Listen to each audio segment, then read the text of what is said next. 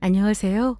저는 2년 전 이혼해 초등학생 딸을 키우며 열심히 살고 있는 30대 후반 주부입니다. 작지만 알찬 식당을 친정엄마와 같이 운영하고 있고 돈을 모아가는 재미를 이제야 느끼며 이게 행복이구나 하고 홀가분한 마음으로 살고 있어요. 예전에는 돈을 벌어도 빚 갚으랴, 집에서 놀고 먹는 남편놈 먹여 살리랴, 시댁의 며느리 노릇하랴 늘 허덕거리며 살기만 했는데 이혼하고 나니까 신기하게도 금전적으로 쪼달리는 일이 확 줄어버리네요. 분명 결혼 생활할 때 내가 벌어오는 돈 잡아먹는 귀신이 전 남편과 그 집 식구들이 맞나 봅니다. 다사다난한 인생을 살았지만 이제서야 제가 일상의 행복을 느끼며 속 시원히 살아갈 수 있게 되었달까요? 인생이 왜 이리 힘들까 하고 결혼 생활 내내 힘들었는지 이제는 모든 것이 해결되어 너무 가벼운 삶을 살고 있는데요. 결혼 전 저는 아이를 봐서라도 어떻게든 가정을 지키며 살려는 평범한 주부였습니다. 하지만 저에게 기대며 바라기만 하는 전 남편과 아들의 엄청난 허물을 혼내주지는 못할 망정 감싸주려 했던 전 시모에게 아주 대찬 복수를 하고 이혼했습니다. 제가 6년이 조금 넘는 전 남편과의 결혼 생활을 어찌 정리하고 이렇게 홀가분한 삶을 살 수 있게 되었는지 구독자분들께 담담히 얘기해 보려고 해요. 고구마라고 느끼실 수도 있겠지만 아이와 가정을 지키려고 나름 안간힘을 썼다는 점을 이해해 주셨으면 합니다. 저도 물론 결혼할 때는 남들처럼 돈 열심히 모아 점점 나아지는 삶을 바랐습니다. 누군들 안 그럴까요? 내 삶이 더 나아질 거라는 기대를 하고 다들 결혼을 하는 거니까요. 결혼할 때 남편과 저는 둘 다 맞벌이였어요. 남편은 중소기업이지만 경력 8년 차로 나름 인정받는다는 직원이었고 저 역시 전문대 졸업 후에 쭉 일하여 오던 여행사에서 근무하고 있었습니다. 그런데 저는 아이를 낳고 회사에서 거의 권고사직을 당한 거나 마찬가지로 나오게 되었어요. 저는 물론 더 일하고 싶었지만 제가 다니던 회사는 저의 육아휴직을 감당할 만큼 큰 규모의 회사는 아니었습니다. 제가 고민하니 직장을 관두라는 말도 처음에는 남편이 먼저 했습니다. 그냥 내가 벌어오는 돈으로 살아보지 뭐. 나중에 애 낳고 좀 키우다가 여유 생기면 그때 다시 일 시작하면 되고. 상황이 안 되는데 어쩌겠어. 그만둬야지. 글쎄, 나는 휴직만 가능하면 아이 낳고 복직하고 싶었거든. 둘이 벌다가 아이도 태어나는데 한 사람이 벌어오는 돈으로 살려면 힘들까 봐 그러지. 아직 모아놓은 돈이 많지도 않고. 당신 빈손으로 회사 나오는 거 아니잖아. 퇴직금은 좀 두둑히 나오는 거야? 퇴직금이야 나오겠지만 뭘 할 만큼 큰 돈은 아니야. 쓸 생각 말고 잘 가지고 있어야지. 큰 돈 가만히 가지고 있는 것만큼 멍청한 짓 없어. 목돈은 어찌됐든 굴릴 생각을 하며 불리는 게 맞지. 내가 그런 건 자신 있으니까 나한테 맡기던가. 내가 딱 1년 후에 2배로 불려줄게. 저는 아이 낳기 전에 일을 그만둬야 해서 심란하기만 했는데 남편은 일을 관두라는 말은 쉽게 하면서 퇴직금을 빌려주겠다는 엉뚱한 소리만 했습니다. 하지만 저는 퇴직금을 남편에게 맡겨 불려달라고 할 생각은 전혀 없었어요. 어쨌든 아이 낳고 나서 저는 일을 그만두게 되었습니다. 그 당시 남편이 가져오는 돈이 실수령액 300만 원 중반이었고 다행히 우리가 대출로 나가는 돈은 없었어요. 왜냐하면 결혼할 때 LH에서 5년 후에 일반 분양으로 전원하는 임대주택에 입주했고 매달 아주 적은 임대료만 내고 있었거든요. 입주할 때 들은 돈은 둘이서 반반 부담했습니다.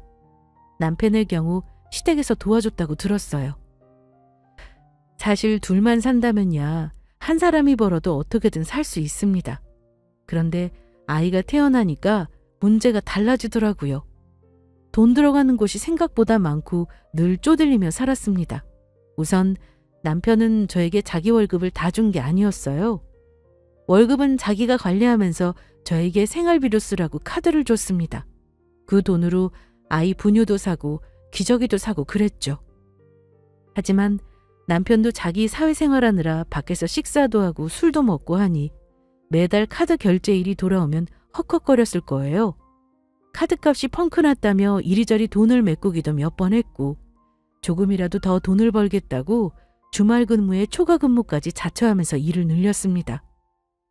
남편 돈으로 살림하면서 저는 옷 한 벌, 화장품 한 번 마음대로 사본 적 없었습니다. 얼마나 치사하냐면 카드 결제일만 되면 5만 상을 찌푸리면서 저에게 성질을 부렸습니다. 이번 달에 카드값 또 펑크네. 미치겠다 정말. 대체 당신 혼자 얼마를 쓴 거야? 무슨 돈을 이렇게 많이 써? 애한테 들어간 돈이 이렇게 몇십만 원이나 된다고? 당신은 내 월급 생각도 안 하고 카드를 긁는 거야? 좀 아껴 써라, 아껴 써. 나 혼자 돈 버는 거 잊었어? 지은 아빠, 내가 나한테 돈 쓰는 거 있어? 다 애한테 쓰는 돈이랑 우리 식구들 먹고 쓰는 돈이야. 외식도 안 하고 집밥만 해먹는데 어떻게 한 달에 100만 원도 안 써? 그럼 집에서 뭐 해먹지도 말고 손가락만 빨고 있을까? 아니 내 말은 손가락만 빨고 있으란 게 아니라 아우. 암튼 나도 답답하다. 내 월급으로는 매달 생활비 감당도 힘드니 다른 방법을 찾아봐야지 도저히 안 되겠다. 너도 지은이 좀 키워놓으면 일을 해볼 생각을 좀 해. 요즘에는 돌 안 된 애들도 다 맡기고 일하더라.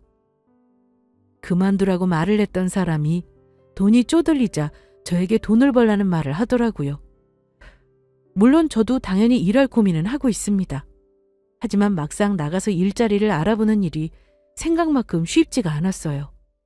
제가 친정에는 이러쿵저러쿵 얘기를 안 했는데 친정 도움도 많이 받았습니다. 남편 돈으로 치사해서 로드샵 화장품 하나 산 적 없는데 어느 날 친정엄마가 저희 집에 와서 지은이를 봐주다가 제 화장대와 옷장을 보시곤 마음이 아프셨나 봐요.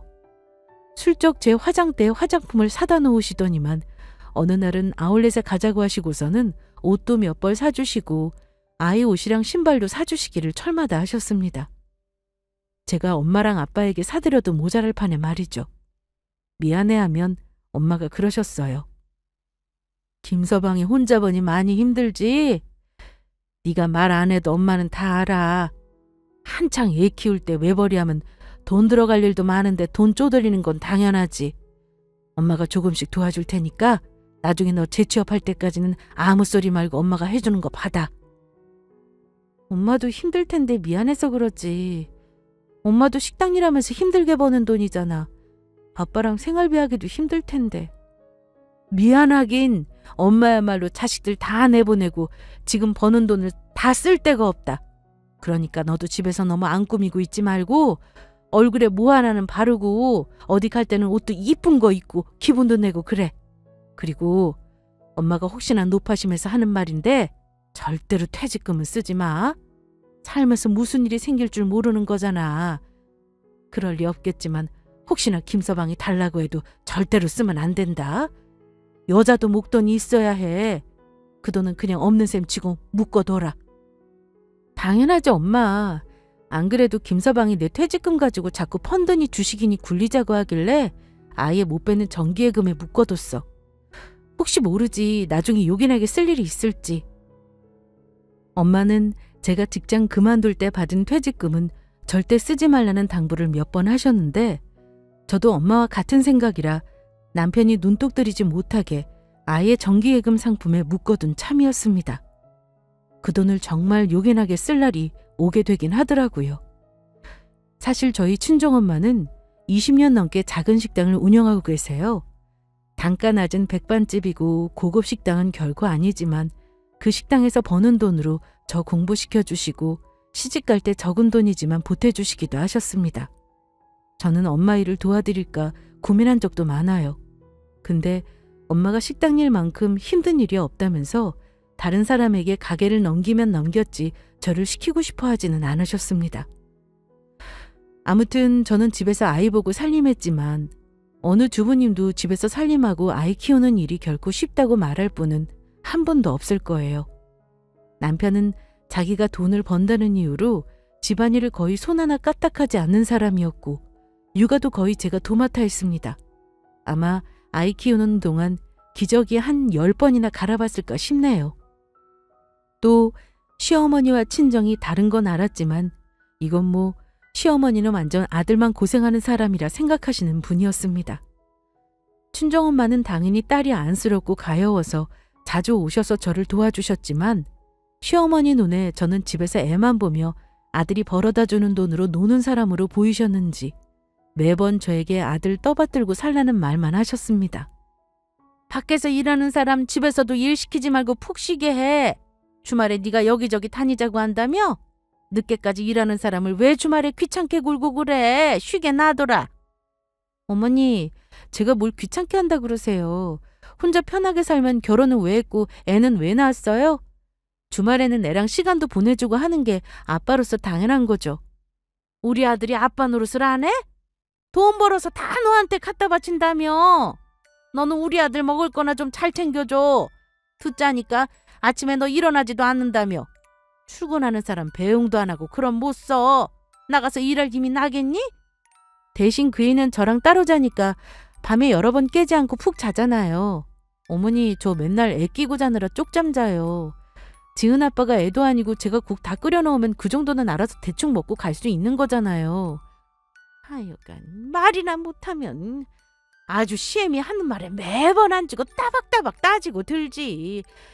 아무튼 애비 돈 버느라 힘드니까 네가 잘 내줘 해. 그래야 집안이 잘 되는 법이야. 딱 예전 시어머니들이 며느리 괴롭힐 때 하는 레파토리 아실까요? 아들 밥 잘 챙겨 먹여야 하고 돈 벌어오는 남편에게는 절대 집안일이나 육아시키면 안 된다는 시어머니 잔소리는 기본이었고 거기다 저는 집에서 노는 사람이니 당연히 시댁일도 뭐든 나가서 챙기는 게 당연하다고 하셨습니다. 감이 딱 오시죠? 우리 시댁은 한마디로 가진 것도 없으면서 뼈대 있는 집을 자처하는 집안이었는데 조상이 자손들 잘되게 해주는 것도 없는 것 같은데도 못놈의 제사를 1년에 명절 제외하고 대여섯 번은 지내는 집안이었습니다.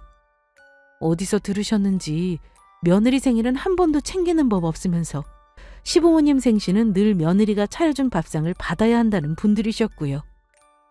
시댁과 친정이 가까움에도 불구하고 우리 친정 부모님은 매번 저 챙기고 애 봐주시느라 왔다 갔다 하신 반면 시댁에서는 늘 제가 뭘 해주기만을 바라셨다고 하면 제 결혼 생활이 어땠는지 이해하실 겁니다. 아무리 시댁이 힘들게 해도 남편이 저를 이해해주고 중간에 잘하면 견딘다고들 하죠. 저는 그러지 못했습니다. 새돌 때까지 정신없이 아이를 키우며 그래도 언젠가는 좋은 날이 오고 나에게도 여유가 올 것이라 믿으며 살았어요.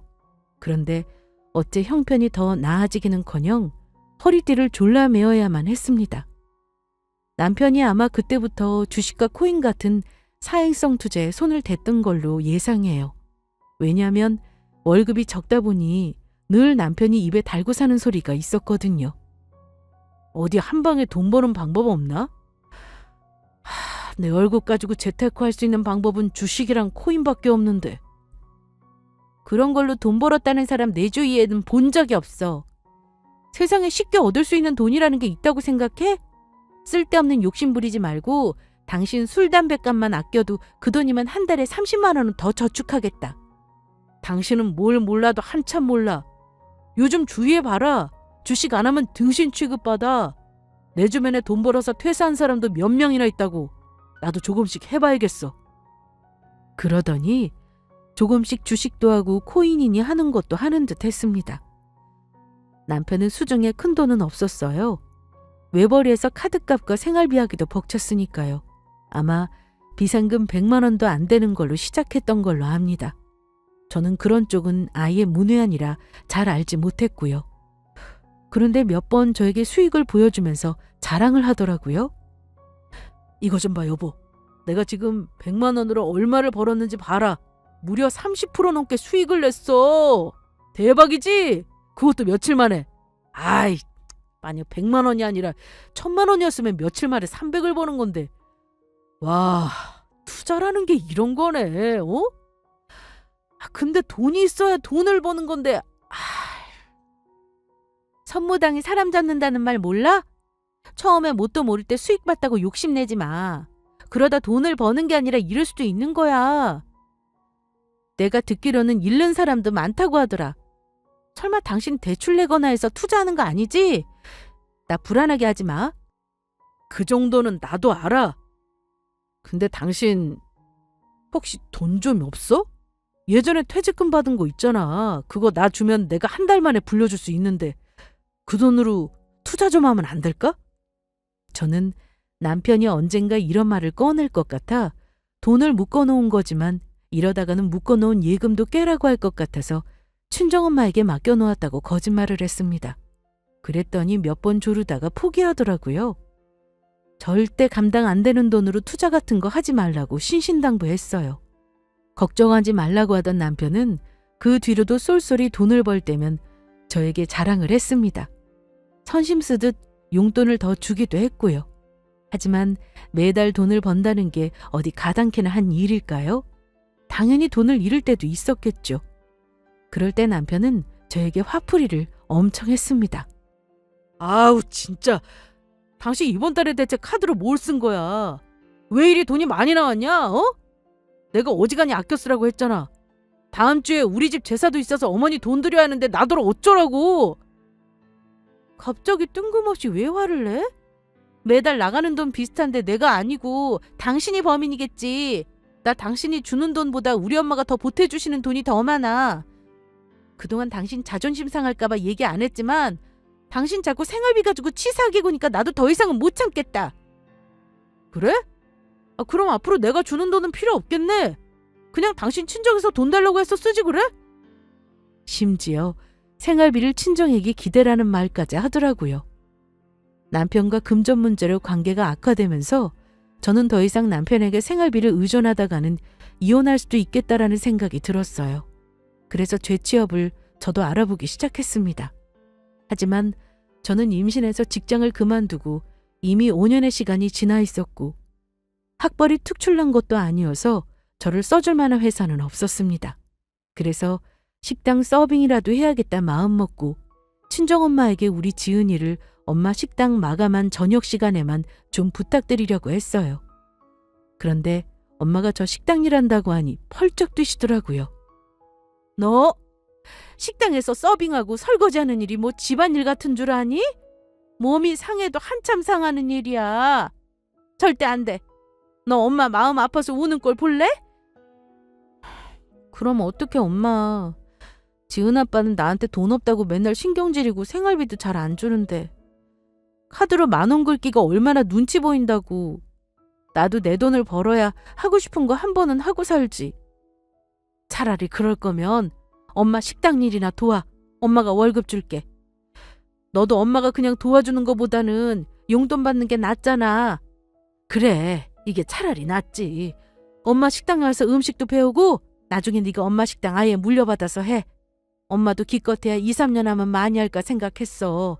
좀 힘들어야지. 암튼 엄마는 너 다른 식당에서 알바니 뭐니 하는 꼴은 못 본다. 제가 엄마 말을 거역할 이유가 없었어요. 저도 내심 엄마 식당을 나중에 내가 하면 어떨까 생각은 하고 있었거든요. 그래서 제가 마음먹은 것이 그동안 쓰지 않고 있던 퇴직금으로 엄마 식당을 한번 리모델링 해주면 어떨까 하는 것이었습니다. 엄마는 제가 퇴직금으로 인테리어를 해준다고 하자 처음에는 극구 거절했어요.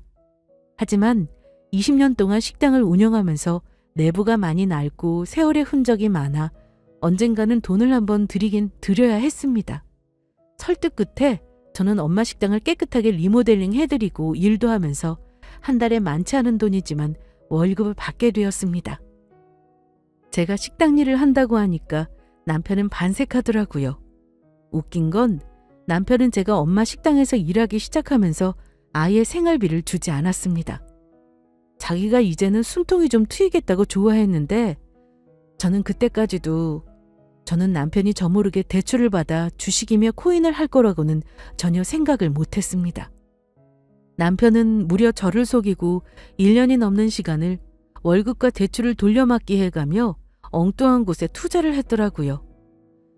더 이상 자기 힘으로 막지 못할 상황이 되었을 때 그때라도 모든 걸 멈추고 저에게 털어놓았다면 제가 어떻게든 살아나갈 방법을 찾았을지도 모르겠습니다. 하지만 남편은 아주 잘못된 선택을 한 것도 모자라 도저히 제가 방법을 찾지 못할 수준의 사고를 치고 나서야 저로 하여금 모든 사실을 알게 만들어버렸습니다. 남편은 돌려막기 투자를 하다가 회사 돈에 손을 대서 회사에서 잘리고 고소까지 당하고 나서야 모든 사실을 저에게 털어놓았습니다.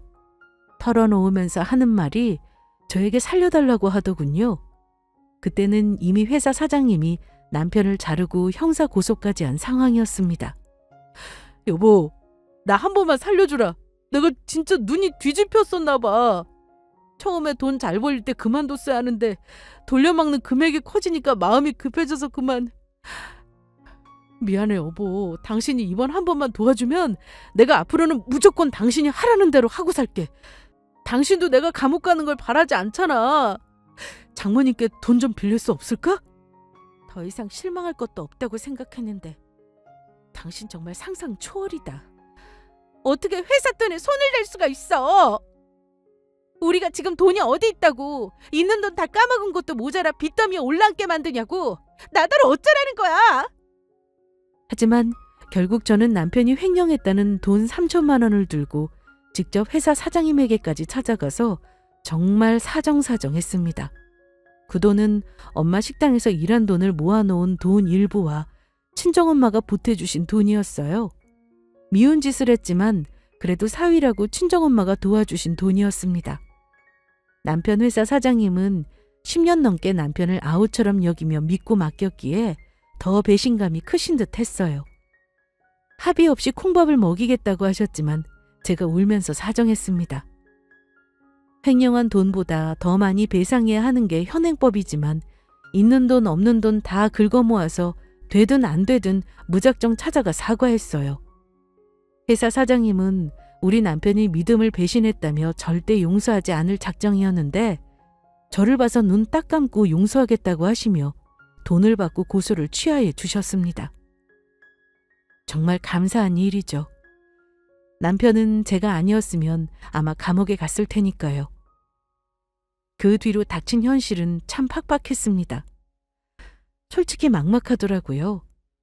남편은 한동안 폐인처럼 지내더니만 간신히 일용직이나 알바를 하기도 했어요. 왜냐하면 회사 돈은 제가 갚았지만 본인이 저질러 놓은 대출의 이자를 감당하려면 집에서 놀고 먹고 할 수만은 없었을 겁니다. 저는 저대로 식당 일로 바빴어요. 남편이 사고치고 나서 친정엄마는 티를 안 내셨지만 충격을 나름 받으신 건지 건강이 점점 안 좋아지셨어요. 그래서 그 즈음에는 제가 거의 엄마 식당을 도맡아 운영하다시피 했습니다. 저는 시댁과의 사이도 예전보다 더 안 좋아졌어요. 남편이 실직한 건 저의 잘못이 아님에도 시어머니는 그걸 며느리인 제가 못나고 남편 앞길을 막아서 벌어진 일이라고 저를 타박하시고 혼자 화병까지 나셨어요. 본인 화병 나게 한 건 아들을 탓할 일인데 왜 그 화가 저를 향하는지 알다가도 모를 일이었습니다. 시어머니는 제가 식당 일로 힘들고 바쁜 걸 아시면서도 아이 한번 봐주마 하신 적 없으셨고 예전보다 더 제사를 챙기고 저를 쓸데없는 시댁 일에 오라가라 하셨습니다. 처음에는 저도 모든 걸 잘하려고 했어요. 하지만 저 힘든 거 하나도 몰라주고 며느리 탓만 하는 시어머니에게 저도 점점 화가 났습니다. 그래서 어머니가 3번을 부르면 바쁜 식당 일을 핑계로 한 번만 가거나 남편만 가라고 하는 일이 늘었습니다. 어머니가 저를 미워하신 건 말할 것도 없지만 저는 신경을 아예 끊기로 했습니다. 솔직히 남편과 이혼하겠다고 해도 할 말이 없는 상황인데 어머니가 저를 도리어 들볶는 상황이 도무지 이해가지 않았어요. 그래도 다행인 것은 제가 식당 일을 하면서 가게가 점점 잘 되어 저는 나름 돈 버는 재미를 알아가고 있었다는 겁니다. 어느 순간 남편이 벌던 돈보다 제가 더 돈을 많이 벌게 되었는데 남편은 그때부터 슬슬 저에게 금전적인 책임을 전가하기 시작했습니다. 자기가 매달 갚던 돈을 저에게 갚아달라고 하더니만 어느 순간부터는 아예 어디 취직할 생각도 하지 않고 자기 용돈벌이 정도 하는 아르바이트만 전전하며 저에게 돈을 타서 쓰기도 했습니다.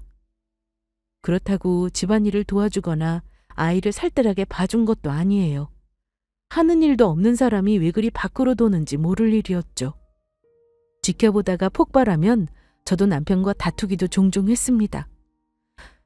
아이가 있어서 참으려고 했지만 저도 사람인데 힘들게 일하고 들어와서 남편이 자기 처먹은 그릇 잔뜩 쌓아놓고 바닥에 먼지 굴러다니는 거 보면 우라통이 터졌어요.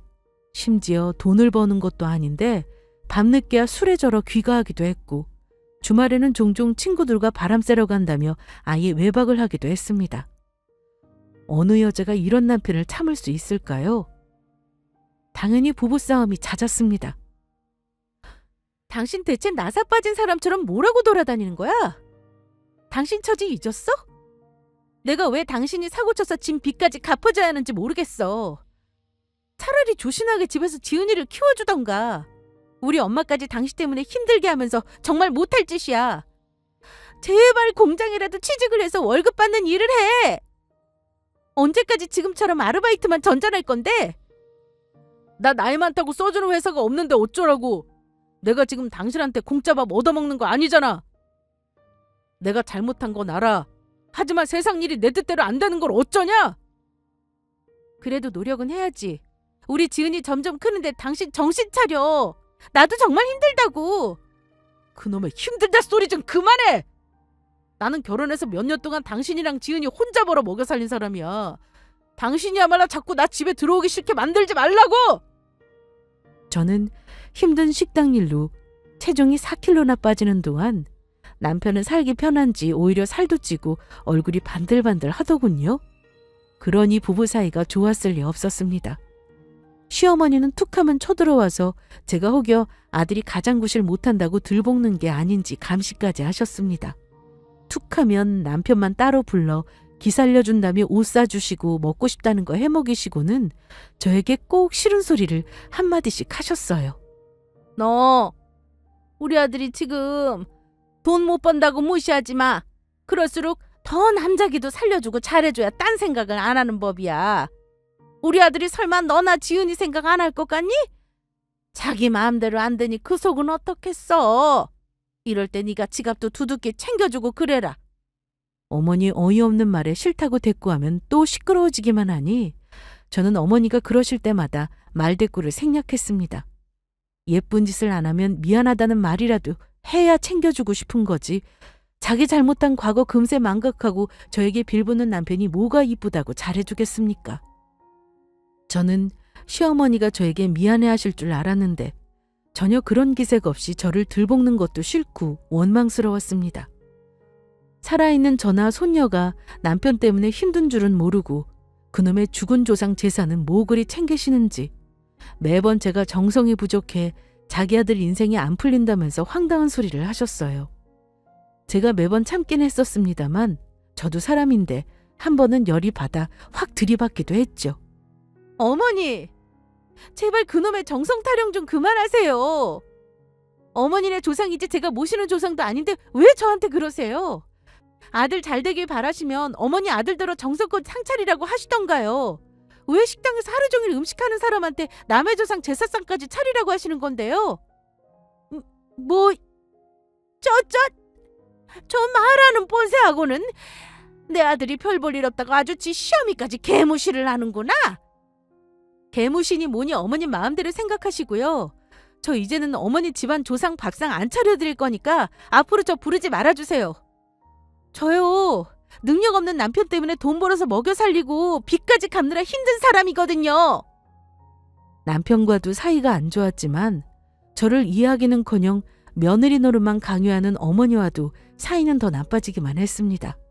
그러자 남편은 툭하면 시어머니 집에서 지내는 날이 많아졌습니다. 이 정도면 거의 이혼한 부부 아닌가 싶으실 거예요.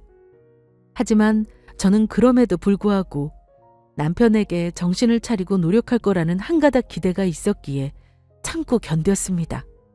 물론 그 마지막 기대는 허무하게 무너지고 말았지만요. 그렇게 힘든 나날을 지내던 와중 저는 달력에 표시한 시댁 행사가 또 다가오고 있음을 눈으로 보며 스트레스를 받고 있었습니다. 다름 아닌 시아버지 생신이었죠. 말씀드렸지만 저는 결혼 초반부터 시부모님 생신상을 차려왔어요. 하지만 남편이 실직하고 나서는 하지 않았습니다. 이번에도 그냥 적당히 용돈만 챙겨드리고 외식하면 되겠거니 했는데 시어머니 생각은 달랐나 봐요. 식당 일 마무리하고 집에 돌아와 쉬고 있는데 전화를 하셔서는 제 속을 뒤집어 놓으시더라고요. 예, 애미야. 너 이번 주말에 네 시아버지 생신인 거 알고 있는 거지? 아니, 일주일 전인데 아버지 생신 선물 뭘로 할지 왜 묻지도 않고 도통 관심이 없는 게야? 아버지 생신은 알고 있었어요, 어머니. 제가 주말에는 손님이 많아서 쉬지를 못하는데요. 그냥 간단히 식사나 하시죠. 그리고 선물은 용돈으로 드리면 되죠. 아버지도 용돈이 더 좋아하실 텐데요. 어머, 얘 정말 웃기는 애네. 내가 나가서 식당밥 먹자고 전화한 줄 아니? 네 아버지 이번에는 칠순이잖니. 며느리가 차려드리는 생신상 받아야지. 네가 바쁘다니까 내가 재료 준비는 해놓으마. 식당은 네 친정엄마한테 맡기고 아침 일찍 와. 칠순 생신상을 며느리가 차려야 한다는 말에 저는 참았던 확 터져버리고 말았습니다. 해도 너무하신다 싶어서 어머니 말을 단박에 거절했어요. 죄송해요, 어머니. 주말에는 저희 친정엄마 혼자 힘드셔서 안 돼요. 몸도 아프신데 제가 엄마한테 주말 손님을 다 받게 할 수는 없어서요. 시댁일로 제 먹고 사는 일을 떠넘기고 못 갈 것 같아요. 이번에는 바빠서 못하니까 집에서 굳이 하시려거든 어머님이 하셔야겠네요. 뭐? 또 시어머니 말에 토달고 싫은 거니?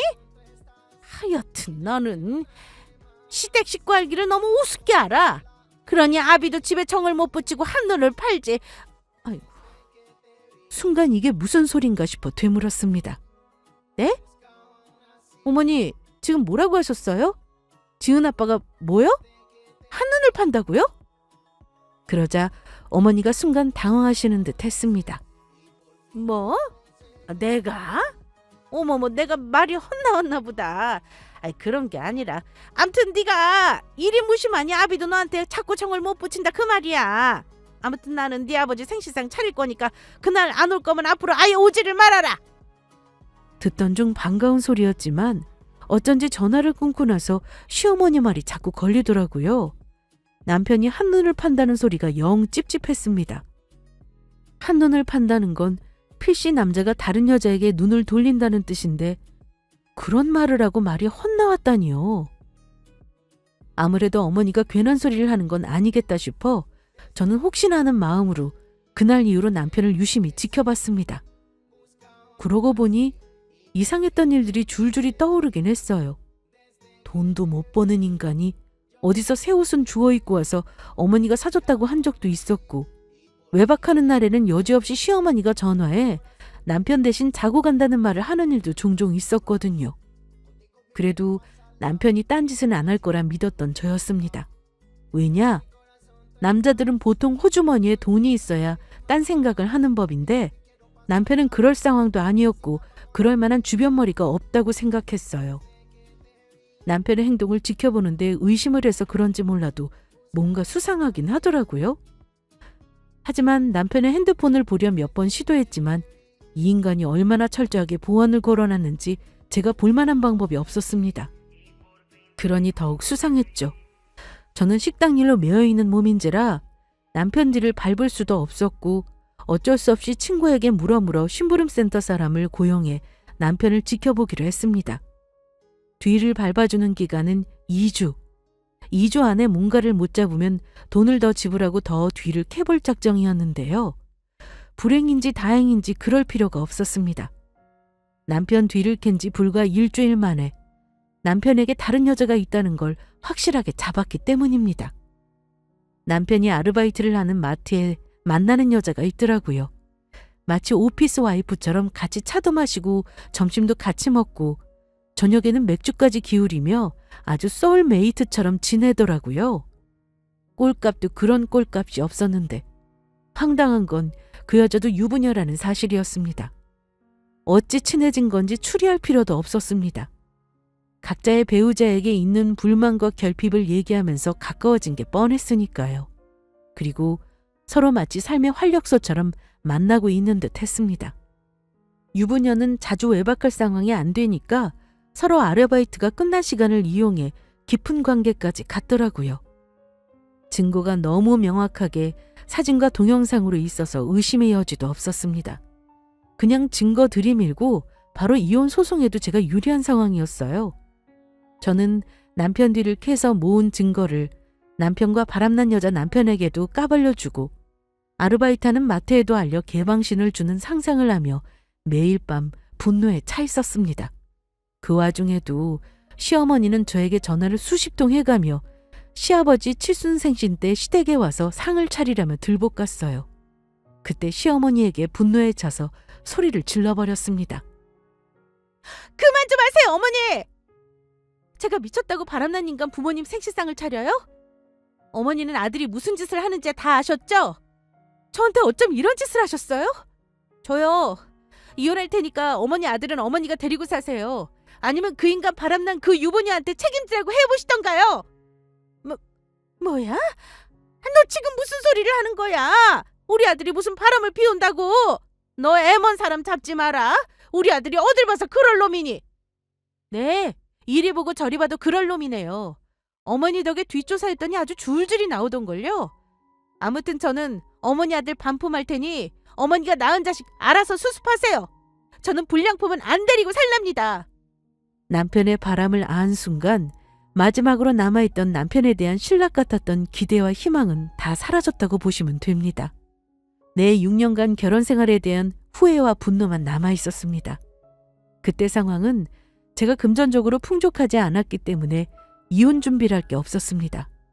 바람 피운 남편 놈을 참아가며 모른 척 해주고 이혼 준비를 철저히 할 이유가 없어졌어요.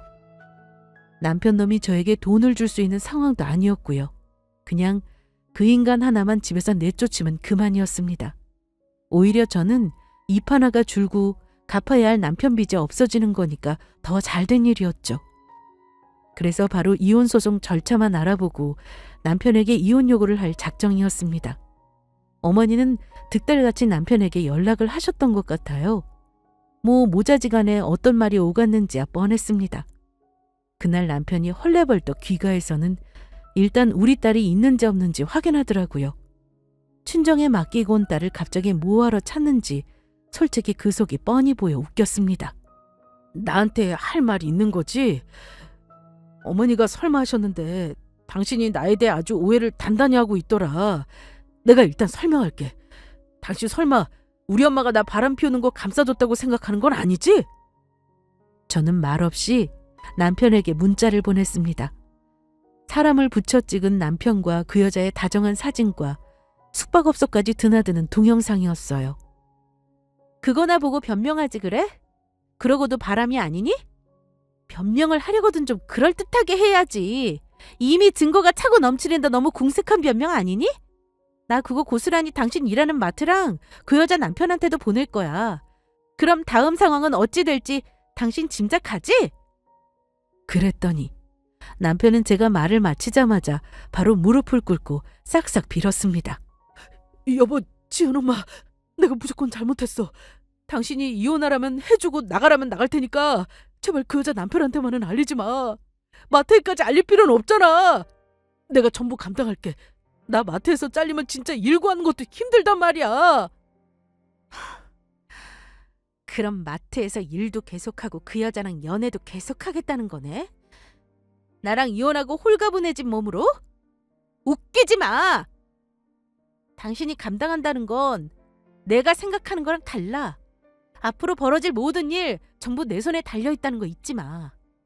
당신은 생각보다 혹독하게 당신이 그동안 나를 기만한 대가 치르게 될 테니까. 당장 짐 싸서 당신 집으로 나가! 꼴도 보기 싫어! 여보, 일단 진정해. 내가 눈에 보이면 당신 열받으니까 오늘은 일단 어머니 집으로 갈게. 우리 다시 이성적으로 얘기하자. 이성 좋아하네. 당신 같으면 내가 남자랑 바람나서 이성적인 대화가 가능할 것 같아? 개소리 하지 말고 나한테 줄 위자료 어쩔 건지나 고민해라. 위자료라니? 나 돈 없는 거 당신이 더 잘 알잖아. 갚을 빚만 잔뜩인데 당신이 이러면 어쩌냐고. 여보, 진짜 내가 잘못했어. 앞으로 진짜 나 죽었다 하고 살게. 제발. 아, 당신 빚. 그건 당신 엄마랑 당신이랑 열심히 갚아봐. 그동안 당신 먹여주고 재워준 값 청구 안 하는 걸 고맙게 알고 꺼져. 지은 죄가 있으니 저에게 싹싹 빌었지만 아마 남편도 제가 이혼할 마음먹은 걸 돌이킬 수 없다는 것을 알고 있었을 겁니다. 그날부터 저와 남편은 별거에 돌입했고 저는 협의 이혼이 아닌 소송으로 그 사람과 이혼 절차를 밟았습니다. 그리고 물론 상간녀 소송도 걸었어요. 계획대로 남편과 사랑 노름한 그 여자 남편에게도 사실을 알렸고 남편이 파트타임 아르바이트하는 마트에도 둘의 바람난 사실을 알렸어요.